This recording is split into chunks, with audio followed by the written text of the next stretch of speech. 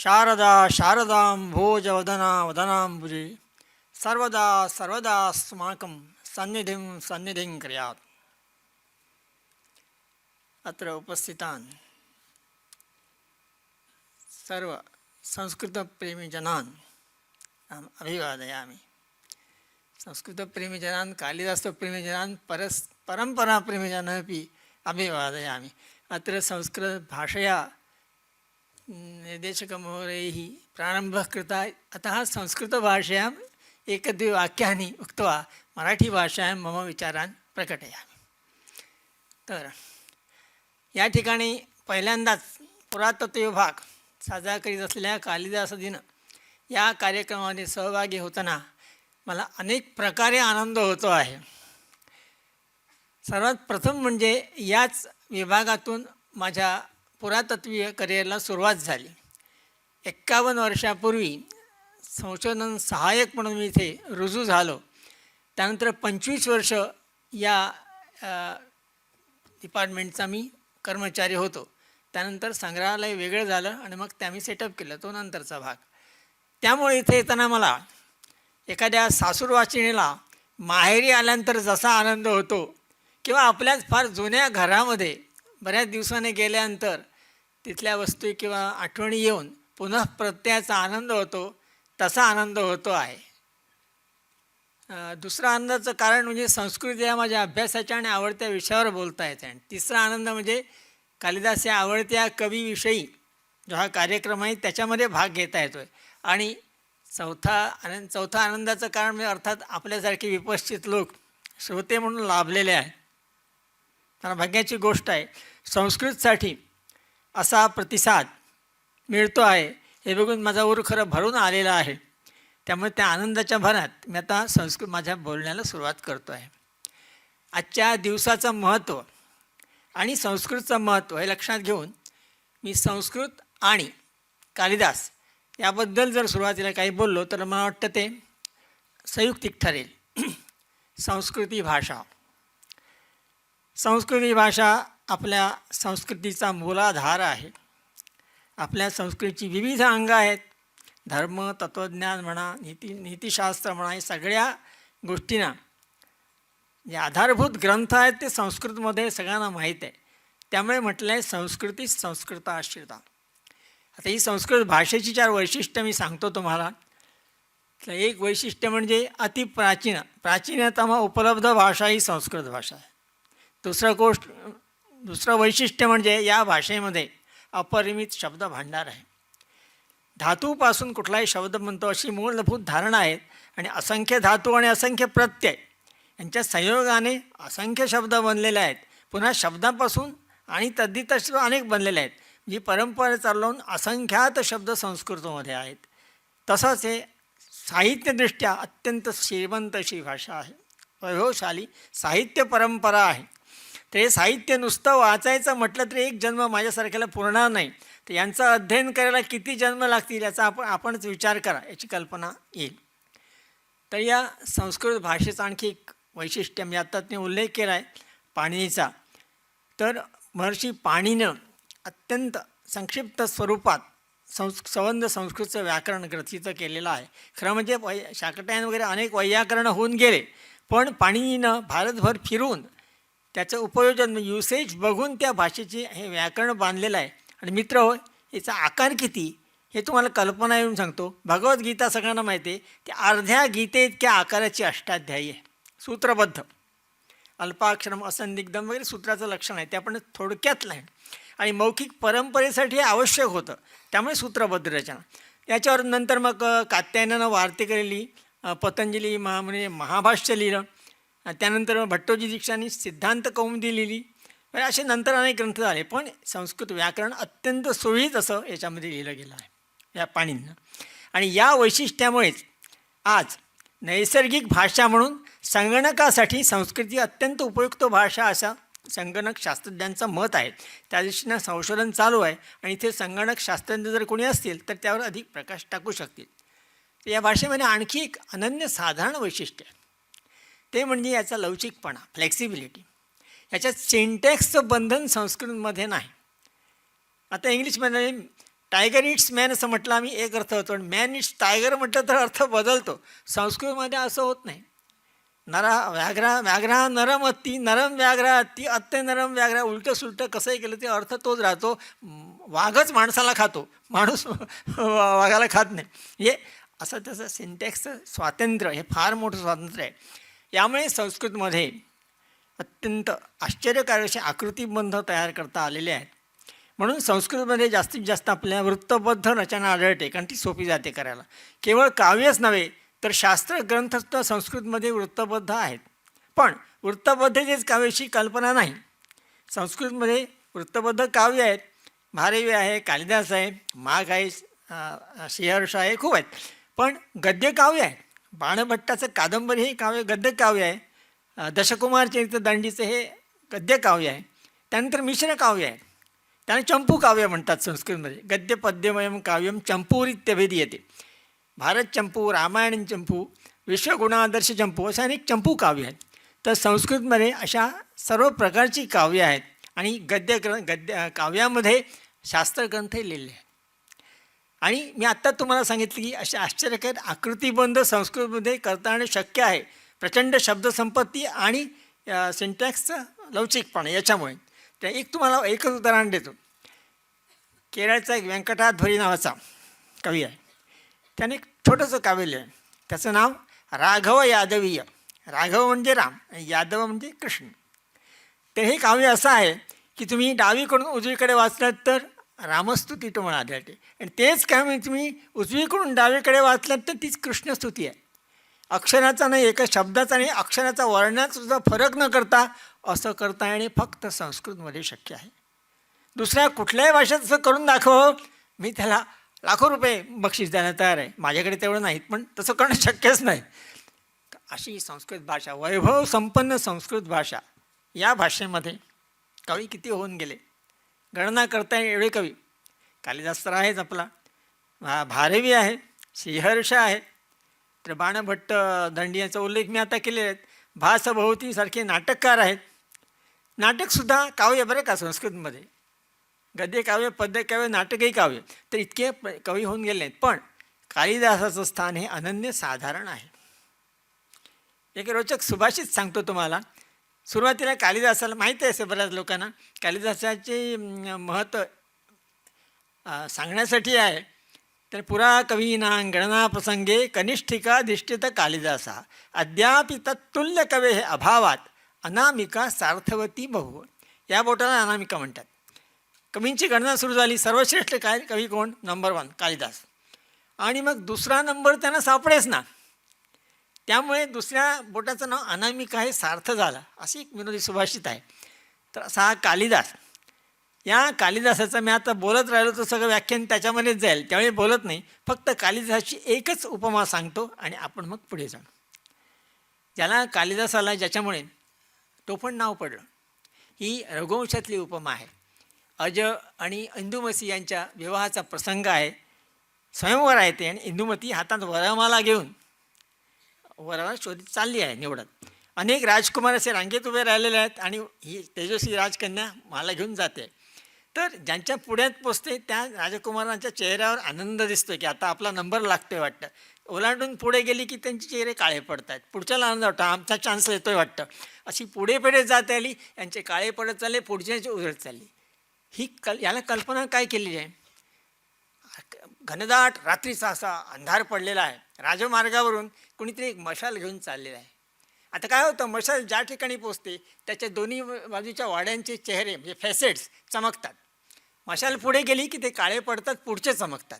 त्याच्या पुढे गेल्यानंतर ते चमकतात, मागचे काळे पडतात. हे जसं दिसेल तसं हे दृश्य दिसलं. अशी सुंदर उपमा कालिदासाने केलेली आहे. संचारणी दीपशिखे, दीपशिखा म्हणजे मशाल, रात्रौ यम यम व्यतीयाय पतिम वरासा नरेंद्र मार्गाट्ट इव प्रपेदे विवर्णभावम ससभूमी काला.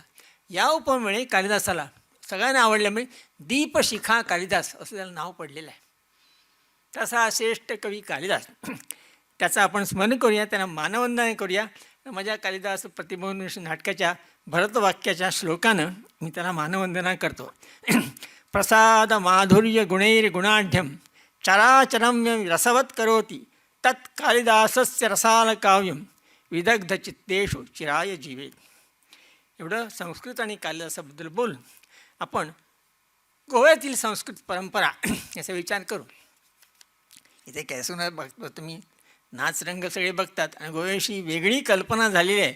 पण गोव्याची फार प्राचीन संस्कृती आहे आणि संस्कृतीची परंपरा आहे. आता ही परंपरा आपण पाहायची म्हटली तसं पाहिलं तर इथे पद्मपुराण आहे, सह्याद्री खंड आहे, सगळंच आहे. आणि महाभारताचा गोमंत उल्लेख आहे. आणि दंतकथा अशी आहे की परशुरामाने बाण सोडून ही भूमी समुद्राकडनं अधिकृत केली आणि तिथे गोमंतक वसवला किंवा आसपासचा प्रदेश. त्यामुळं गोमंत भूमी असं या प्रदेशाला म्हणतात. ही अगदी लोकप्रिय अशी दंतकथा आहे. दुसरी दंतकथा म्हणजे 96 अशा ब्राह्मण कुळानं परशुरामाने इकडे आणलं. ते शेणवी असावे असं मला वाटतं. तर त्यानं इकडे आणलं आणि त्याला वसवलं अशी कल्पना आहे. आणि ह्या दंतकथेत जर तथ्य मानायचं झालं तर आम्हाला हजारो वर्षापूर्वीपर्यंत संस्कृतीची परंपरा न्यावी लागेल. म्हणजे असं परशुराम हा आर्य वंशीय, त्याने ब्राह्मण आणले ते अर्थात आर्यवंशीय, अर्थात संस्कृत जाणणारे आणि ब्राह्मण असल्यामुळे संस्कृतचा प्रसार आणि अध्यापन करणारे. पण तेव्हापासून ती परंपरा आहे असं आपल्याला मानावं लागतं. पण पुराव्याच्या जर आधारे आपण बघायचं झालं तर जवळजवळ 2000 वर्षाची परंपरा आपल्याला दिसते. आता परंपरा म्हणताना ढोबळ न मानता मी त्याचे एक तुम्हाला विश्लेषण करून सांगतो. ही परंपरा संस्कृतची गोव्यामध्ये 4 प्रकारची सांगता येईल. पहिला पदर त्याचा 4 फोल्ड असे आहेत. राजकीय वापरासाठी संस्कृत वापरणं म्हणजे त्याला संस्कृतला राजाचा आधार असणं, राजयंत्रणेचा आधार असणं, राजाश्रय असणं आणि संस्कृतमध्ये ती वापरणं. हे आपल्याला ताम्रपट आणि शिलालोक यांच्याद्वारे लक्षात येतं की राजाव्यवहार वापरली जात होती आणि त्या राजाने त्याला पाठबळ होतं. ही परंपरा. दुसरी परंपरा म्हणजे वैदिक अध्ययनाची परंपरा. म्हणजे अर्थ विश्लेषण हे सांगत नाही मी, वैदिक पाठांतराची परंपरा जी आहे. म्हणजे हजारो वर्ष वेद एकाही अक्षराचा नव्हे स्वराचा सुद्धा फरक नव्हता आपल्यापर्यंत पोचलेला आहे. यासाठी एक पद्धत बसवलेली आहे. आपण घनपाठी वगैरे नाव ऐकतो बघा ब्राह्मणाचे. याचा अर्थ असा की संहिता, पद, क्रम, जटा, घन हे पाठांतराचे प्रकार आहेत. म्हणजे सरळ म्हणणं अग्निमी इळे पुरोहितम, अग्निम इळे पुरोहितम ही पदपाठ झाला. मग क्रमपाठ म्हणजे साखळी पद्धतीने ते पाठ करणं. नंतर मग उलटंसुलटं पाठ करणं, जटाघन अशा पद्धतीने वेद पाठ करणे म्हणजे वज्रलेप झाले, ते अजिबात अक्षर आलत नाही. अशा पद्धतीने पाठांतर ही एक परंपरा आहे. म्हणजे वैदिक अध्ययनाची ही परंपरा झाली. दुसरा पदर एक राजकीय व्यवहारात संस्कृत वापरणं, वैदिक अध्ययनाची परंपरा. तिसरी म्हणजे अभिजात साहित्याच्या अध्ययनाची परंपरा. याच्यामध्ये साहित्यशास्त्रही येतं. अभिजात साहित्य कोणतं? याचे ढोबळ मानून संस्कृत साहित्याचे 2 भाग होतात. एक वैदिक साहित्य म्हणजे वेद, उपवेद, शिक्षाकल्प, व्याकरण, निरुक्त, छंद, ज्योतिषी ही 6 वेदांग. त्यानंतर ब्राह्मण, आरण्यक, उपनिषद, स्मृतिग्रंथ वगैरे हा वैदिक भाग मानला जातो. आणि रामायणापासूनचं पुढचं जे सगळं संस्कृत साहित्याला अभिजात मानलं जातं. मा निषाद परिश्रम त्याने पहिल्यांदा अनुष्टुप हा लौकिक विषयासाठी वापरला म्हणून त्याला आदिकाव्य म्हणतात वाल्मिकीला. तसे कवी सगळे हे वृत्त लिहिणारे कवीच होते ना, सगळे द्रष्टे, मंत्रद्रष्टे हे कवीच होते. पण वाल्मिकीला आदिकवी म्हणतात ते त्याने सामाजिक विषय आपला संस्कृतमध्ये वृत्तबद्ध पाहिलं नाही. तर रामायण महाभारताला आर्ष महाकाव्य म्हणतात. त्यानंतर अनेक महाकाव्य आहेत, लघुकाव्य आहेत, खंडकाव्य आहेत, नाटकं आहेत. हे आत्ता सांगितलं असंख्य जे ग्रंथ आहेत ह्याला अभिजात साहित्य म्हणतात. आता ह्या अभिजात साहित्याची परंपरा हा तिसरा पदर झाला परंपरेचा. म्हणजे त्याचं अध्ययन करणं, रसग्रहण करणं, साहित्यशास्त्रीय दृष्ट्यांचं मूल्यमापन करणं, साहित्याचे निकष त्याला लावणं. साहित्यशास्त्र बरेच ग्रंथ आहेत. विश्वनाथ आहे, भामह आहे, त्यानंतर वामन आहे, याचे खूप साहित्यशास्त्रज्ञ संस्कृतमध्ये होऊन गेले. ती परंपरा त्याचं अध्ययन करणं हा तिसरा पदर झाला. आणि चौथा पदर म्हणजे व्यवहारात, लोकव्यवहारात संस्कृतचा वापर करणं. आत्तासुद्धा शिमोगामध्ये एका ह्याच्यामध्ये प्रत्यक्ष व्यवहारात संस्कृत वापरतात. कोणी बाजारात घेतं संस्कृतमध्ये वस्तू मागतो, संस्कृतमध्ये दुकानदार देतो, हे व्यवहारात वापरणं. म्हणजे गोव्यामध्ये यातल्या कोणत्या आणि किती परंपरा कशा प्रकारे आणि कुठल्या काळात चालू होत्या हे पाहणं फार रोचक ठरेल. पहिल्यांदा आपण कुठली पाहू? राजकीय व्यवहारासाठी संस्कृत वापरलं जातं, ही परंपरा. म्हणजे याच्याकरता आपल्याला शरीराला एक ताम्रपटाचा आधार घ्यावा लागतो. गोव्यामध्ये उपलब्ध ताम्रपटी 4थ्या शतकापासूनच्या आहेत. देवराज भोजाच्या पासून आपल्या पुढे मिळतात. भोजांचे आहेत, त्यानंतर कोकण मौर्यांचे, चालुक्यांचे म्हणा, त्यानंतर शिलाहारांचे आहेत असे, आणि शेवटी मग विजयनगर राजवटीचे. म्हणजे हे सगळे आपण इथे त्याच्या डिटेलमध्ये मी जात नाही, त्याच्यात आपला फार वेळ जाईल. तर याचे जे आहेत ताम्रपट, त्याच्यामध्ये काय आहे? बहुतेक दानपत्र आहेत. त्याच्यामध्ये दान देणारा जो राजा असेल त्याची वंशावळ, उदाहरण कदंबाची म्हणजे त्रिलोचन कदंबापासून त्याची वंशावळ दिलेली आहे. पुढे त्यांची बिरुद असतील ती, म्हणजे सप्तकोटीश लब्धवर प्रसाद, उदाहरण एक सांगतो, सप्तकोटीश लब्धवर प्रसाद हे कोणाचं बिरुद? कदंबाचं बिरुद आहे. तर त्यामुळे त्यांची अधिक माहिती मिळते. नंतर दान देण्याच्या त्या क्रियेमध्ये जे इन्व्हॉल्व असतील सगळे ऑफिसर्स, त्यांची नावं असतात किंवा अधिकारी नाव. त्यानंतर ज्या व्यक्तीला दान द्यायचं तो ब्राह्मण कोण असेल त्याचं गोत्र नाव वगैरे असं. आणि त्यानंतर ज्या प्रसंगी ते द्यायचं असतं, की ते पुष्य नक्षत्रावर किंवा असं योग्य मुहूर्तावर द्यायचं असतं, त्याचा उल्लेख असतो. आणि त्यानंतर उल्लेख असतो तो तिथीचा, की तेव्हा शक दिलेला असतो. त्यावरून कुठल्या काळातला ताम्रपट कळतो. अशी ही परंपरा जी आहे ती आपल्याकडे जवळजवळ 4थ्या शतकापासून विजयनगर काळ, म्हणजे एक 14व्या शतकापर्यंत 10 शतकांची परंपरा आपल्याकडे आहे. म्हणजे राजकीय व्यवहारात संस्कृत वापरणं आणि संस्कृतला राजाश्रय असणं, ही इसवी सन सुरुवातीपासून का म्हणतो मी, तर ही परंपरा एका दिवसात होत नाही. 4थ्या शतकात ताम्रपट त्या क्षणी आता परंपरा सुरू असं काही होत नाही. त्याला बॅकग्राऊंड लागतं, इन्फ्रास्ट्रक्चर लागते, ही तयार व्हायला काहीतरी पाठशाळा वगैरे असावं लागतात की नाही. आणि हे राजे त्याच्यापुढे अभिरांची हे सैर सातवाहन असतील, कोणी असतील, त्या काळी जरी पुरावे जरी मिळत नसतील तरी ही संस्कृती त्या काळापासून आहे असं आपल्याला मानावं लागतं. म्हणजे आपले 4थ्या शतकापासून 200-300 शतकं आधी आपली ही परंपरा सुरू झाल्याचं सेफली मानता येतं. तर ही परंपरा, आता हे राजे जे होते ते संस्कृताला हे देणारे, आश्रय देणारे असल्यामुळे पाठशाळा वगैरे होते, त्यांना अनुदानं असतील. त्याच्यामध्ये अर्थात नुसतं काही राजकीय आपले अधिकारी तयार करणं हाच एक हेतू नसतो पाठशाळेचा. त्यामुळे वेद परंपरा, साहित्यिक परंपरा ही चालू असली पाहिजे, हे अर्थात अनुमानानं सिद्ध होतं. तर ही 14व्या शतकापर्यंत झाल्यानंतर, त्यानंतर विजयनगरचा पाडाव झाल्यानंतर इथं राज्य आदिलशहाचं होतं. पण हे नव्या काबिजामध्ये फक्त ते 60-70 वर्ष होतं. मग पोर्तुगीज आले 1510मध्ये. इतर भागामध्ये, गोव्याचा सध्याचा भाग आहे त्याच्यामध्ये मध्ये त्यांचं राज्य होतं. आणि यावेळीसुद्धा ही जी परंपरा संस्कृतची ती चालू ठेवली, ती मठ आणि मंदिरं याच्यामधनं चालू राहिली. प्रसिद्ध मठ 2 त्यावेळेचे. एक म्हणजे कवळ्याचा गौडपादाचार्य मठ, सध्या तो कवळ्याला नव्हता बरं का, केळशीला हा 740मध्ये स्थापन झालेला आहे गौडपादाचार्य. आणि गौडपादाचार्यांनी त्याची स्थापना केली असं म्हणतात, पण ते काही कालदृष्ट्या जुळत नाही, कारण त्यांचा म्हणजे इतिहासापूर्वीच आहे. शंकराचार्यांचे परमगुरू ते, शंकराचार्याचे गुरु हे गोविंद येती आणि त्यांचे गुरु गौडपादाचार्य होते.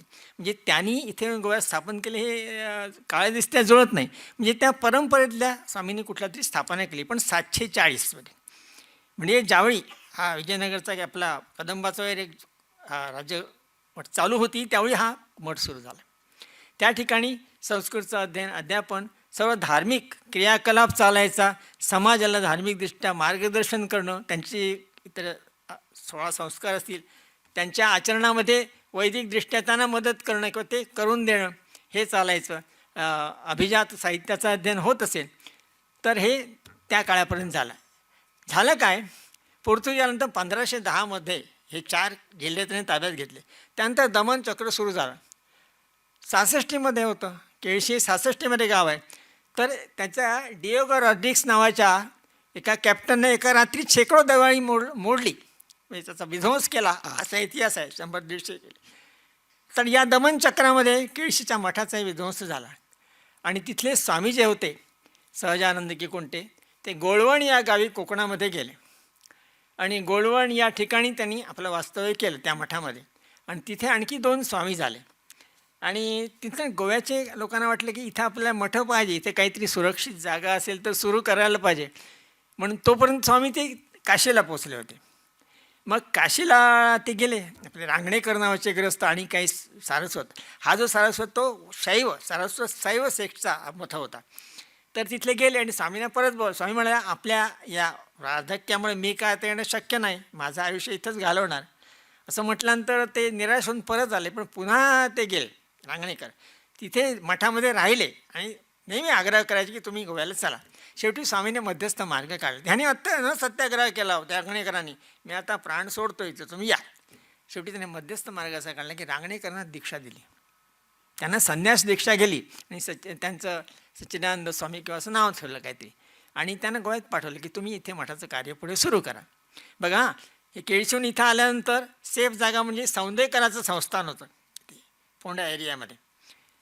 तर त्याच्यामध्ये कवळे या गावी सौंदेकराकडनं त्यांनी जागा दान घेतली आणि त्या ठिकाणी हा मठ बांधला. सध्या जो कवळ्याचा मठ आहे त्या ठिकाणी हा मठ नंतर सुरू झाला. केळशीजवळ 60-70 वर्षाचं मध्ये गॅप पडली, पण परंपरेला खंड नाही पडले. याचं कारण त्यावेळी दुसरा मठ चालू होता गोव्याच्या दुसऱ्या भागामध्ये.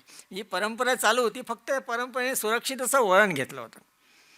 तर ती परंपरा अजूनपर्यंत चालू आहे कवळे मठाची. आणि त्याचा दुसराही भाग मी नंतर तुम्हाला सांगणार आहे दुसऱ्या संदर्भामध्ये या गौडपादाचार्य मठाचा. तर दुसरा मठ कोणता, तर पर्तगाळी जीवोत्तम मठ.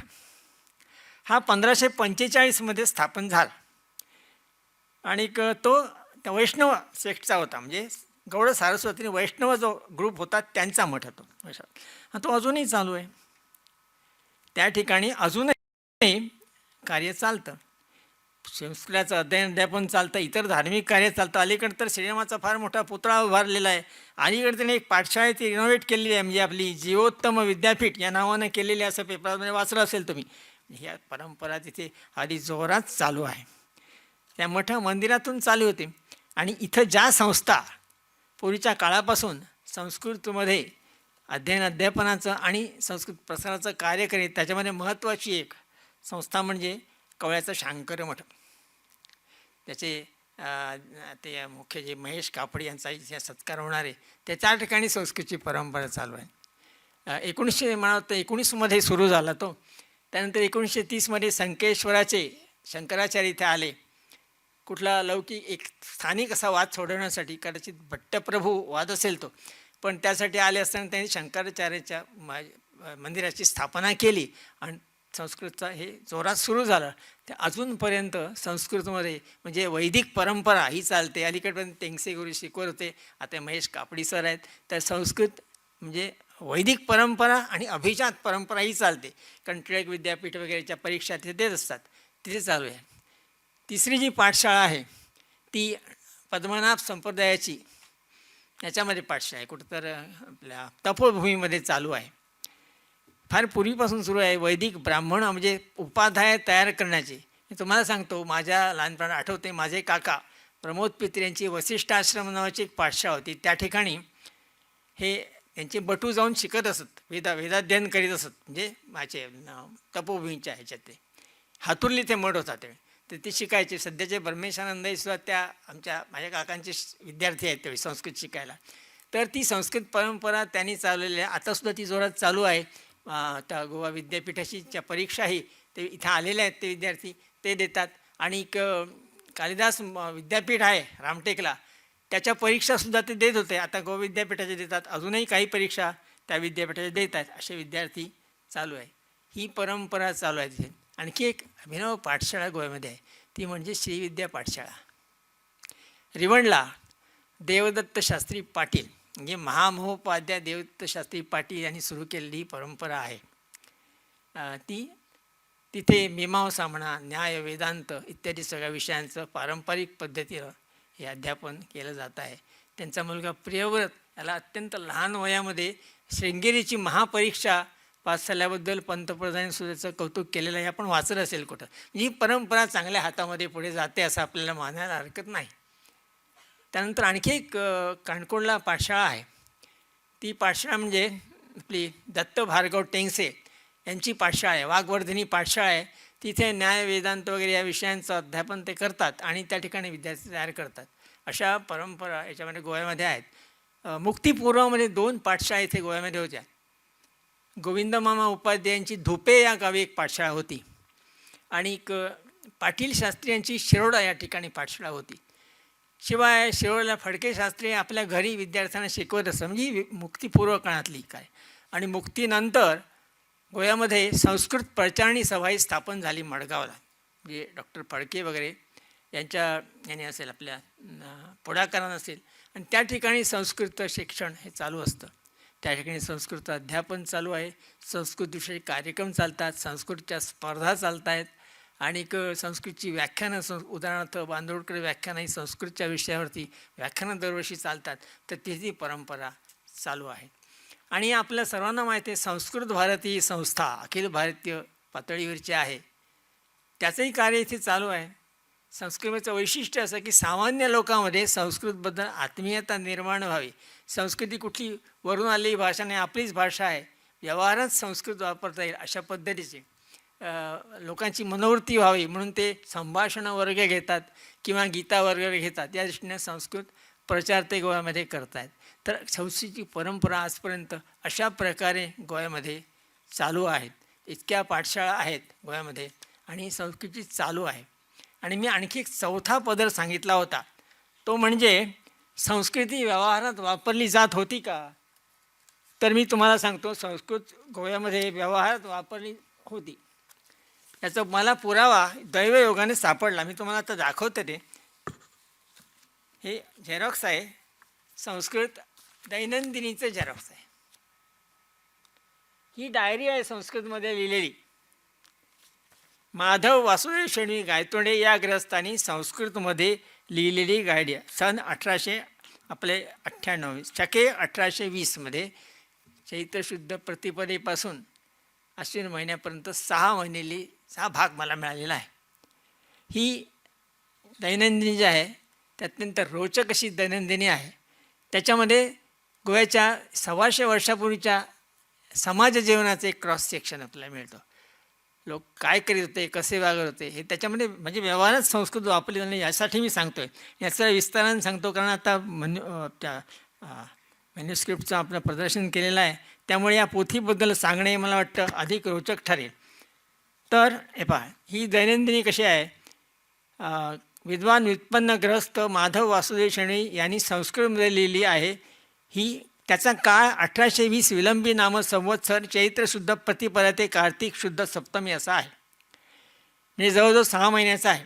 हात कागदावर बोरूच्या लेखणीने काळ्या शाईत संस्कृतमध्ये देवनागरी लिपीमध्ये लिहिली ही 80 पृष्ठाची दैनंदिनी आहे. 3x8 इंच आकाराच्या 80 पृष्ठाची दैनंदिनी आहे. या पोथीच्या शेवटच्या पृष्ठ, आता ऑथेंटिसिटी कायची पोथीची कोणी देऊ शकतो ना, ऑथेंटिसिटी सांगतो तुम्हाला. पोथीच्या शेवटच्या पृष्ठावर मराठी नोंदीमध्ये, मराठी नोंद बरं का, कोकणी नाही, शेवटी मराठी नोंद आहे. त्याच्यामध्ये 26 एप्रिल 98च्या दैनिक केसरीतील शंकराचार्यांचे मठ अशा लेखाचा उल्लेख आहे. आता ही 20 वर्षापूर्वी पण मी केसरीमध्ये फोन करून किंवा चौकशी करायला लावली तर तो 1898मध्ये तो लेख प्रसिद्ध झाला होता केसरीमध्ये, अशी मी खातरजमा करून घेतली. त्याचा उल्लेख ह्या डायरीमध्ये आहे, म्हणजे ती ऑथेंटिक आहे असं आपल्याला म्हणायला हरकत नाही. याच्यामध्ये गोमंतकी जीवन, लोकव्यवहार याच्यामध्ये आहेत. इंटरेस्टिंग आहे बघा. दैनंदिन नोंदीतून मठातील रोजचा कार्यक्रम स्पष्ट होतो. समाजाच्या 20 स्तरातील लोकांनी घेतलेलं स्वामींचं दर्शन, पाद्यपूजा यांचे उल्लेख आहेत. महाराष्ट्र, कर्नाटक, उत्तर प्रदेश इथून येणाऱ्या लोकांचे उल्लेख आहेत. त्यांनी केलेली पाद्यपूजा, स्वामींच्या उपस्थित माशेल येथील सोकटणकर शास्त्र्यांच्या घडलेल्या मुंजीचा उल्लेख आहे. स्वामी आणि स्वामींचा झालेली पाद्यपूजा, नंतर स्वामींनी बटूला केलेला उपदेशांचा उल्लेख आहे. शेजारच्या शांतादुर्गा, नागेश, मंगेश आणि रामनाथ या देवस्थानातील उत्सवांचं वर्णन त्यात केलेलं आहे. शांतादुर्गेच्या वार्षिकोत्सवाबरोबरच नारायण, नागबडी वगैरे वैयक्तिकदृष्ट्या केलेल्या धर्मकृत्यांचे उल्लेख त्याच्यात केलेला आहे. आणखी एक महत्त्वाची नोंद म्हणजे शांतादुर्गच्या देवळात झालेल्या 75,000 रुपयाच्या चोरीचा उल्लेख आहे. अर्थात 1898 सालात ते 75,000 म्हणजे आजचे कोट्यावधी रुपये होतील. हिशोब केला तर लक्षात तुमच्या येईल तेवढी चोरी इथे झाली. पौष अमावास्येला सूर्यग्रहणाच्या वेळी झालेल्या 75,000 रुपये चोरीचा उल्लेख. ते पैसे पुन्हा जमा करण्यासाठी महाजनांची सभा झाली असा उल्लेख आहे.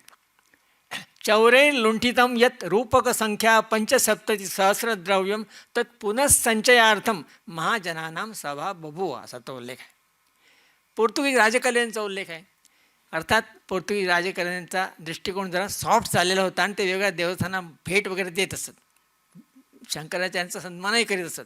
पहिला उल्लेख आहे तो गव्हर्नरांनी पणजीमध्ये दिलेली टोपी घालून स्वतःला कृतकृत्य मानणाऱ्या संकेश्वर मठाधीशाचा उल्लेख आहे.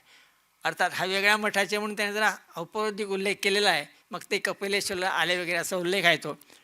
गव्हर्नर पदवाच्यैः प्रदत्तम यत् ख्रिस्तधर्मोपयुक्तम शिरस्त्राणम तत् धारयन्तः तेन च स्वात्मानं कृतकृत्यं मन्यमानाः असा तो शंकराचा उल्लेख त्या डायरीमध्ये आहे. अशी ती नोंद आहे. दुसरा उल्लेख गव्हर्नरांच्या शांतादुर्गा मंदिराला केलेल्या भेटीचा आहे. ते भेटत असतात बरं का. मग 6 आपले अंगरक्षक घेऊन ते आले, त्याच्यामध्ये फिरले आणि मग अग्रश्राणीत त्यांना काहीतरी चहा पाणी वगैरे झालं असा तो उल्लेख आहे. मला आठवतं ही गोष्ट सत्य आहे, कारण साखळीला विठ्ठलाच्या मंदिरामध्ये गव्हर्नर आल्याचं मला लहानपणातलं आठवते. ते वासाल सिल्वा असतील किंवा पूर्वीचे बर्नार्ड गेडीज असतील ते मला आठवत नाही, पण ते आले होते, घाटीपर्यंत आले. नंतर राणीच्या घरी जाऊन मग त्यांना चहा पाणी वगैरे झालं हे मला आठवते. मी 5-6 वर्षाचं असेल ती आवडते. म्हणजे गव्हर्नर त्यावेळी येत असत. म्हणजे शांतादुर्गेच्या देवळात आलेल्या गव्हर्नराचा उल्लेख. तिसरा उल्लेख अधिक महत्त्वाचा आहे. तिसरा उल्लेख काय आहे? गव्हर्नरातर्फे स्वामीजींना पत्र मिळालं की आर्य धर्माची योग्यता परदेशीयांना दिसावी यासाठी पोर्तुगालाच्या राजधानीत ब्राह्मणांना पाठवणे आवश्यक आहे. यासाठी शास्त्र निषेध वगैरे असल्यास कळवणे आणि तसा नसेल तर अनुज्ञा देणे अशा अर्थाचं ते पत्र आलेलं आहे. गव्हर्नरचं पत्र स्वामींना आलेलं गौडपादाचार्यांच्या, हे लक्षात घ्या. म्हणजे आर्यदेशीय योग्यता प्रदर्शनार्थं पोर्तुगाल राजधान्याम् इतः आर्यब्राह्मणाः प्रेषयितुम् उचिताः एवं राजवर्णाम् आज्ञा वर्तते. हे त्यातलं डायरीतलं वाक्य. हे लक्षात घ्या. ह्या उल्लेख हा बोलका आहे का, तर एका रात्रीमध्ये शेकडो देवळं नष्ट करणारी जी राजसत्ता, त्या राजसत्तेचा प्रतिनिधी कालांतराने शंकराचार्यांचा सत्कार करतो. कालांतरानं असं पत्र पाठवतो स्वामींना, इथल्या लोकांची योग्यता कळण्यासाठी पोर्तुगालला किंवा आपले ब्राह्मण पाठवणं आवश्यक आहे. म्हणजे दृष्टिकोन कसा बदलत गेलेला आहे हे लक्षात घ्या तुम्ही. ते दाखवणारा हा उल्लेख असल्यामुळे फार महत्त्वाचा उल्लेख आहे. याचा आणखी अभ्यास करू शकतात कोणी असलं तर. माझ्याकडेही तुम्हाला डायरी मिळू शकेल. याचा आणखी समाज जीवनाचे पैलू दाखवणारे आणखी उल्लेख आहेत. वैद्यांचे उल्लेख आहेत. औषध इथे वैद्य असतील, एक परिसंवाद व्हायचा आहे म्हणून सांगतो. नारायण तेल, वातविध्वंसक मात्रा, कर्णोपयुक्त तेल यांचा उल्लेख आहे. आणि आणखी एक आहे फोंत नावाचा एक प्रकार. आजच्या तरुण मंडळीला माहीत नसेल, पण जाणत्या माणसांना एक जखम करून घेत असत उपचार म्हणून, दंडावर किंवा पायावर, आणि ती कायम महाती ठेवायची. याच्यामध्ये धारणा अशी की त्यातून अशुद्ध द्रव्य टॉक्सिन्स वाहून जातील आणि तब्येत उत्तम राहते. यासाठी ते फोंत करून घेत असतात जुन्या काळामध्ये. तर इथे लेखकाने स्वतःला ते फोंत करून घेतला असा उल्लेख आहे. म्हणजे समाज जीवनामध्ये संस्कृत वापरली जात होती याचा. आणि हे तुम्हाला यातच समाज जीवन दिसतं बघा. काय उल्लेख आहे तो? दक्षिण बाहू मूले पौतिकं कारितं, कंसात फोंत दिले, संजात रोग अपनोदनार्थम, झालेला रोग नाही सांगण्यासाठी फोंत करून घेतलं. फोंत म्हणजे फाउंटन हो. फोंत इनेस वगैरे माहिती आहे ना, पोर्तुगीज फोंत म्हणजे फाउंटन. हे झऱ्यासारखं वाहत राहते ना म्हणून त्याला फोंत म्हणतात. ते फोंत असा प्रकार, त्याचा उल्लेख त्याच्यामध्ये आहे. इतर उल्लेखामध्ये होड्यांचा, लॉन्चचा, त्यांचं भाडं, हरिदास गायक यांच्या बिदाग्या इत्यादींचे उल्लेख आहेत. लेखकाला एका चाहत्याने चांदीची तपकिरीची डबी दिली. त्याला तपकिरीला छान शब्द चैतन्य चूर्ण म्हटलं आहे, म्हणजे तरतरी आणणार चिन्ह. रजतमयम चैतन्य चूर्णस्य नासिका चूर्णस्य पात्रम प्रदत्तम असा तो उल्लेख आहे. या दैनंदिनीमध्ये लेखकाने संस्कृत प्रभुत्व त्याचं दिसतं. त्याने वापरले संदर्भ आहेत, त्यातून त्याची विद्वत्ता, व्युत्पन्नता दिसते. त्याचं भावविश्व दिसतं. त्याला स्वप्न पडतं, तो घाबरतो, मग पूजा करतो, त्यानंतर चांगलं स्वप्न पडतं. असे उल्लेख अनेक आहेत. त्याचं मी आता वर्णन तुम्हाला सांगत नाही, फार विनोदी होता. बाबूराव नावाच्या फिरत राहणाऱ्या माणसाला तो नारदाची उपमा देतो. संकेश्वर मठाधीशचं वर्णन मी सांगितलंच आहे. त्यानंतर आणखी एक नेहमी निष्कारण सनई वाजवण्याचं वर्णन आहे, म्हणजे मिश्किलपणाचं दिसतो. तर एकूणच श्रद्धाळू, धर्मनिष्ठ, व्युत्पन्न, तीव्र निरीक्षणशील असलेल्या व्यक्तीचं मनोज्ञ चित्रण याच्यातून दिसतं. आणि व्यवहारामध्ये संस्कृत कशी वापरली जात होती त्या परंपरेचा उल्लेख इथं होतो. डायरीचे आणखी भाग असतील. आपलं एक मिळाला आहे, म्हणजे पुरावा म्हणून तो पुरेसा आहे ना तुम्हाला, की व्यवहारात संस्कृत वापरली जात होती 19व्या शतकाच्या अंती. म्हणजे त्याच्यापूर्वी वापरली जात असेल आपल्याकडे सगळ्याचे पुराणे. म्हणजे संस्कृत परंपरेचा चौथा जो पदर आहे तोही गोव्यामध्ये कार्यरत होता हे दाखवण्यासाठी तुम्हाला सांगितलं. हे चारही पदर आहेत आणि हे केव्हापासून तर इसवी सनाच्या सुरुवातीपासून म्हणजे जवळ 2000 वर्ष ही परंपरा संस्कृतमध्ये चालू आहे. आता मी या संस्कृत परंपरेला हातभार लावणाऱ्या वेगवेगळ्या शतकातल्या काही लोकांचा नुसता उल्लेख करतो आपल्या कन्क्लूड करण्याच्या आधी. ते आवश्यक आहे आणि तुम्हाला हे लोक माहिती आहेत पण ते संस्कृतचे आहेत हे माहिती नाही.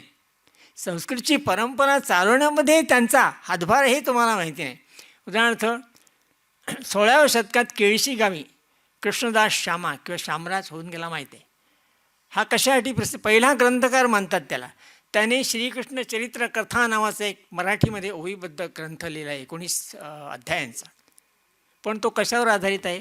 भागवताचा आम्ही खाली तुम्ही पोथी पाहिली भागवत पुराणाची, त्या भागवताच्या त्याच्या स्कंध नावाचा भाग आहे. त्याची स्कंध म्हणजे खांदा असा अर्थ.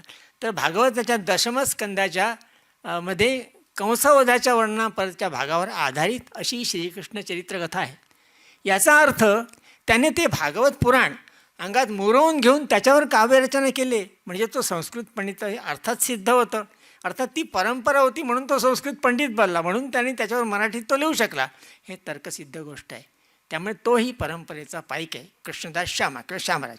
त्यानंतर 18व्या शतकात आपल्याला माहिती आहे सोयरावबा आंबे सगळ्यांना हरिभजना वीण काळ घालून ह्या अभंगामुळे घरोघरी पोचलेले आहेत. ते संस्कृत पंडितही होते. पालई गावी त्यांचा जन्म झाला. बांदाई त्याची कार्यभूमी, पण ते गोव्यातले जन्मले गोव्यातही त्यांनी संस्कृतचं कार्य केलं. त्यांचे जे ग्रंथ आहेत त्यांची नावं नुसती सांगतो. अक्षयबोध, महद अनुभवेश्वरी, पूर्णाक्षरी, अद्वयानंद सिद्धांत संहिता हे तत्त्वज्ञानावर अधिकृत असे ग्रंथ ते आधारित ग्रंथ लिहिले आहेत. ते संस्कृतच्या ज्ञानाशिवाय शक्य नाही. त्यामुळे ते संस्कृतचे पंडित होते. त्यानंतर 19व्या शतकामध्ये डोंगरी येथे जन्मले कृष्णाम भट्ट बांधकर सगळ्यांना माहिती आहेत. मराठी नाटकाचे प्रवर्तक असे मानले जातात. म्हणजे किर्लोस्करच्या पूर्वीही मराठी नाटक त्यांनी सुरू केलं. शुकरंबा संवाद, लोपामुद्रा संवाद वगैरे नाटकं त्यांनी लिहिली. हे आपण सगळ्यांना माहिती आहे. पण ते संस्कृतचे पंडित होते, बऱ्याच लोकांना माहिती नसेल. ते कीर्तनं करायचे. भागवत म्हणा किंवा भगवद्गीता म्हणा, महाभारत म्हणा याच्या अध्ययनानं त्यांनी संस्कृत पांडित्य मिळवलं होतं आणि त्यांनी संस्कृतमध्ये ही शुकरंबा संवाद वगैरे जी काय नाटकं लिहित ती संस्कृत ग्रंथावर आधारित आहे. त्या मूळ ग्रंथाचा अभ्यास केल्याशिवाय ते शक्य नव्हतं. ते संस्कृत पंडित होते. संस्कृत परंपरेला त्यांचा हातभार होता असं मानावं लागतं. त्यानंतर 19व्या शतकाच्या उत्तरार्धात गोव्यामध्ये मडगावला सुब्रह्मण्यानंद तीर्थस्वामी होऊन गेले. सुब्रह्मण्यानंद तीर्थस्वामी नायक घराण्यातले होते. संन्यास घेतल्यामुळे हे नाव त्यांचं. त्यांचा सखोल अभ्यास होता. कसला? मीमांसा, न्याय, व्याकरण, वेदांत यांचा अभ्यास होता. उपनिषदे, पातंजल, योगसूत्र इत्यादी ग्रंथाचाही त्यांचा अभ्यास होता. याच सुब्रह्मण्यानंद स्वामीच्या घरी विवेकानंदाचं वास्तव्य होतं. मुले एक वाचला असेल, मडगावला दामोदर साळच्या समोर एक रूम आहे ज्या ठिकाणी विवेकानंद राहिले होते. हे संस्कृत पंडित म्हणजे विवेकानंद त्यांच्या घरी राहिले आपल्या संयुक्तिक दिसतं. 5-6 दिवस राहिले तरी अजून त्यांनी नायक घराण्याने ती राखून ठेवलेली आहे कोणी विवेकानंदाची. तर ते सुब्रह्मण्यानंद तीर्थस्वामी हे संस्कृतचे पाईक होते. 20व्या शतकात होऊन गेलेल्या व्युत्पन्न विद्वानामध्ये महत्त्वाचे म्हणजे माशेलच्या महेश्वर शास्त्री सुकटणकर यांचा उल्लेख करावा लागतो. त्यांनी अमरकोश खाली तुम्ही पाहिलात, त्या अमरकोशावर टीका लिहिली त्यांनी. संस्कृत अमरकोशावर अमर विवेक नावाची टीका त्यांनी लिहिलेली आहे. त्यानंतर सिद्धांत कौमुदी, सिद्धांत आता मी उल्लेख केला सिद्धांत कौमुदी या व्याकरण ग्रंथाचा, त्याचं सिद्धांत चंद्रिका म्हणून त्यांनी भाषांतर केलेलं आहे बरं का. त्यानंतर मांगिरीश स्तोत्र त्यांनी लिहिलेलं आहे. त्यानंतर विश्वप्रकाश, अनेकार्थ प्रकाश, एकाक्षरकोश, मोरोपंताच्या समंत्र भागवतावर संतोषिणी संस्कृत टीका हे महेश्वर शास्त्राने लिहिलेले ग्रंथ आहेत. प्रकांड पंडित होऊन गेले ते. त्यांचे चंद्र शिवराम शास्त्री सुकटणकर हे सुद्धा विद्वान होते, ज्योतिषी होते आणि संस्कृतचे ज्ञाते होते. त्यानंतर आणखी एक विद्वान त्याचे होऊन गेले ते म्हणजे पंडित अनंत शास्त्री धुपकर. हे आमच्या आप्तापैकी आहेत आणि मला आठवतं आहे माझ्या अगदी लहानपणात मुंजीच्या वेळी त्यांनी मला उपदेशही केला होता. ते वेदांचं त्यांचा अधिकार एवढा होता की पारडीहून सातवळेकर, श्रीपाद दामोदर सातवळेकर वेदांच्या संपादनामध्ये यांचा सल्ला घेत असतात पत्राद्वारे, असं मी ऐकलं आहे. ते होऊन गेले. त्यानंतर नंतरच्या काळामध्ये बाहेर जाऊन शिकून आलेले लोक होते त्याच्यामध्ये. आणि गोव्यामध्ये वैद्यकीय करणारे आपल्याला नावं काही करायची ऐकली असतील आपण. सांगली म्हणा, वाई म्हणा किंवा पुणे या ठिकाणी शिकून येऊन इथं धर्मकृत्य करणारे, याच्यामध्ये 2-3 नावं महत्त्वाची आहेत. हरिभाऊ बोरकर आपल्याला माहीत असतील, त्यानंतर कृष्णशास्त्री केळकर आणि पुरुषोत्तम शास्त्री शिकेरकर. हे तर पाठशाळेमध्ये शिकवत असत, आपल्या शंकर पाठशाळेमध्ये ते शिकवत असतं माझ्या कल्पनेप्रमाणे. त्यानंतर सदाशिव टेंगसे अलीकडेपर्यंत शिकवत होते. आणि पंडित जावडेकर शास्त्री जे साखळीला आहेत, त्या सागर जावडेकरांचे पिताश्री, त्यांनी मला लहानपणात शिकवलेलं आहे. तर ते जावडेकर हे संस्कृतचे पंडित होते. त्यानंतर जुन्या आणि नव्या पद्धतीने अध्ययन केले जे काही लोक आहेत, त्याच्यामध्ये अनंतराव उपाध्ये आणि दुर्गाराम उपाध्ये बंधुद्वयी. दुर्गाराम उपाध्ये या पंडिताच्या नावानं तर आपल्या गोवा शासनानं एक पुरस्कार सुरू केलेला आहे, भाषा पुरस्कार. तर ते एक विद्वान होऊन गेले. त्यानंतर आपले डॉक्टर श्रीशम फडके होते, गोव्याचे, बाहेर जाऊन शिकून आले, म्हणजे प्राचीन आणि आधुनिक पद्धतीने शिकल्यामध्ये. त्यानंतर पंडित अनंतराम भट यांचं नाव ऐकलं असेल तर आपण. पंडित गोरा वझे होते, पंडित सदाशिव दाते, पंडित भास्कर सप्रे, पंडित विगो देसाई आणि लक्ष्मण पित्रे. शेवटी नाव घेतो, परंपरेत माझा एक खारीचा वाटा आहे म्हणून सांगावं लागतं. आता यांनी माझ्या परिचयात सांगितलेलं आहे त्याप्रमाणे प्राज्ञपाठशाळा तर्कतीर्थ लक्ष्मण शास्त्री जोशांच्या प्राज्ञपाठशाळेतून काव्यतीर्थ झाल्यानंतर SP कॉलेज म्हणा किंवा पुणे युनिव्हर्सिटी मी आधुनिक पद्धतीने संस्कृत शिकलेलं आहे. आणि थोडीशी संस्कृत सेवा केली, म्हणजे शासकीय सेवेत असताना शक्य होतं तेवढं. शासकीय सेवा म्हणजे युअर्स फेथफुली, त्याच्यात फार वेळ तर मला मिळत नसतो, पण तरीसुद्धा होईल तेवढं. म्हणजे जवळजवळ 100 लेख संस्कृत आणि संस्कृती यावर, संस्कृत याच्यावर मी तरुण भारतातले आणखी लिहिले आहेत. त्यानंतर काही स्तोत्र लिहिलीत. मांगिरीश सुप्रभात स्तोत्र, त्याची CD केली. माझ्या शिष्या कोण अनिता केरकेने गायला आहे, ते रोज सकाळी तिकडे लावतात. तेव्हा दुसरं देऊळ आहे मांगिरीश, आपलं हे आहे बिंदू माधव, त्याची एक स्तोत्र लिहिले आहे.